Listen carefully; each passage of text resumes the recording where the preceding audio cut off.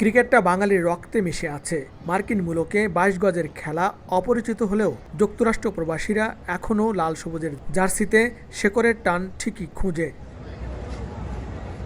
এবার সেই বিদেশ বিভূয়ে টাইগারদের কাছ থেকে দেখার অপেক্ষা যুক্তরাষ্ট্র প্রবাসীদের। টি-20 বিশ্বকাপের প্রথম ম্যাচ দেখতে উল্লেখযোগ্য বাংলাদেশি হাজির হয়েছেন ভেন্যু ডালাসে।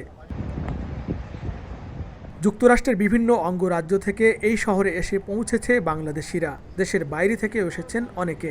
এছাড়াও টেক্সাসের উত্তরাঞ্চলের শহর ডালাসে প্রায় অর্ধলক্ষাধিক বাংলাদেশির বসবাস। সব মিলিয়ে বাংলাদেশ শ্রীলঙ্কার ম্যাচকে ঘিরে এক ধরনের উৎসবমুখর পরিবেশ লাল সবুজ সমর্থকদের মাঝে। বাংলাদেশ এবং শ্রীলঙ্কার খেলা আমরা দেখার জন্য অধিক আগ্রহ অপেক্ষা করছি, আমি অলরেডি বলেছি, এবং এখানে একটা উৎসবমুখর পরিবেশ চলতেছে। বাংলাদেশ জয়ের মাধ্যমে এই ডালাস টেক্সাস গ্র্যান্ড প্রি থেকে তাদের বিশ্বকাপ যাত্রা শুরু করবে এবং আমরা অতি আশাবাদ যে বাংলাদেশ এবার দ্বিতীয় রাউন্ডে খেলবে। নগদে ৫০০ টাকা বা তার বেশি পেমেন্টে পেতে পারেন ঢাকায় জমিসহ ২০ কোটি টাকার পুরস্কার।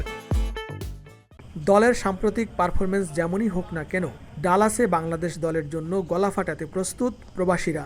ডালাসে খুব বড় একটা বাংলাদেশি কমিউনিটি আছে, তার পক্ষে থেকে সবাই আমাদের টিমকে সাপোর্ট করবে, সেজন্য সেটা নিয়ে আমরা খুবই খুশি। যুক্তরাষ্ট্রে প্রায় দিন ২০ ধরে অবস্থান করছে বাংলাদেশ জাতীয় ক্রিকেট দল। প্রস্তুতি ম্যাচ সহ ৪ টি-20তে মাঠে নামলেও ডালাসে এটাই হবে টাইগারদের প্রথম খেলার অভিজ্ঞতা।